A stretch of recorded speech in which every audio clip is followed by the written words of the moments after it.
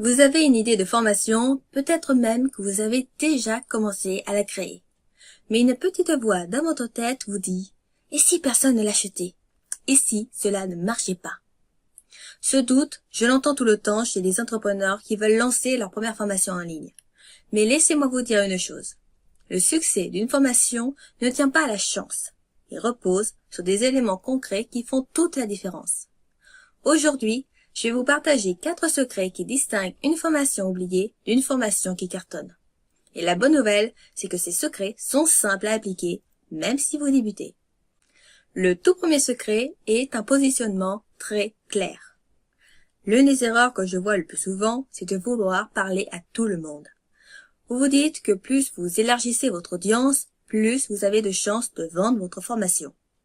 Mais en réalité, c'est tout l'inverse qui se produit. Quand votre message est flou, personne ne se sent réellement concerné, et donc, personne n'achète.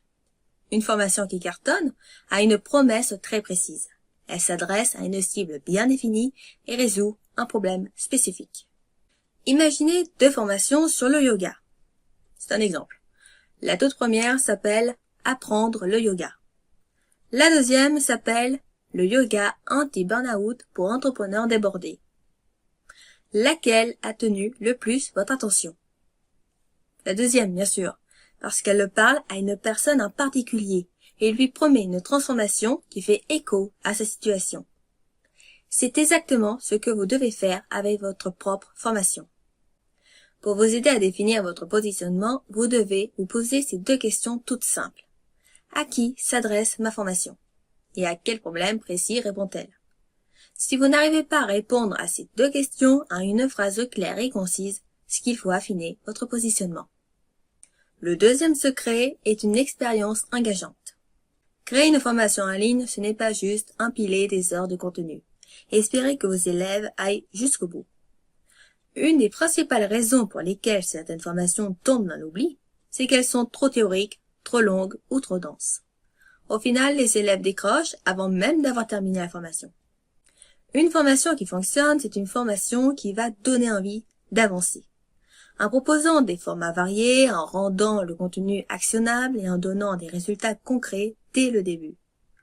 Au lieu de balancer 3 heures de vidéos magistrales, vous pouvez intégrer des exercices, des défis, des quiz, du coaching en direct, peu importe. Tout dépendra de ce que vous voulez transmettre via votre formation. Pour vous aider, vous pouvez penser à la dernière formation que vous avez suivie. Qu'est-ce qui vous a donné envie de continuer? Qu'est-ce qui vous a fait décrocher? Appliquez cette réflexion à votre propre formation et posez-vous cette question. Comment je peux rendre mon contenu plus dynamique, plus engageant et plus efficace? Le troisième secret est une vente pensée dès le départ.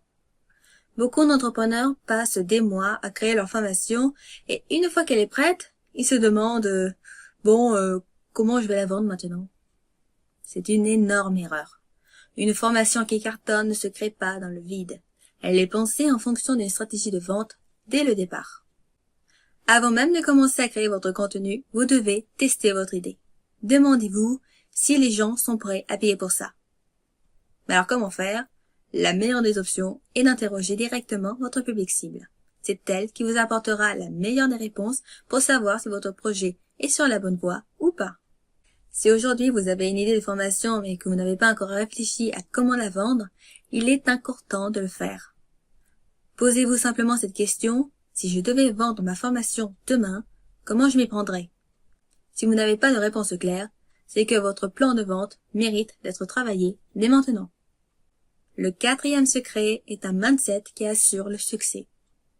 On pourrait parler de stratégie et de technique pendant des heures, mais si vous ne croyez pas en votre formation, personne d'autre n'y croira. Le dernier secret, et peut-être le plus important, c'est votre état d'esprit. Si vous avez peur de ne pas être légitime, souvenez-vous que vos connaissances ont de la valeur et qu'il y a des gens qui ont besoin de ce que vous savez. Si vous avez peur de vendre, rappelez-vous que votre formation aide vos clients à résoudre un problème. Si vous êtes perfectionniste et que vous voulez tout peaufiner avant de vous lancer, dites-vous qu'il vaut mieux une formation imparfaite qui est en ligne et qui aide des gens qu'une formation parfaite qui reste bloquée sur votre disque dur. Le mindset, c'est ce qui fait la différence entre ceux qui réussissent et ceux qui abandonnent. Ceux qui réussissent ne sont pas nécessairement les plus intelligents ou les plus expérimentés. Ce sont ceux qui osent passer à l'action même quand ils doutent.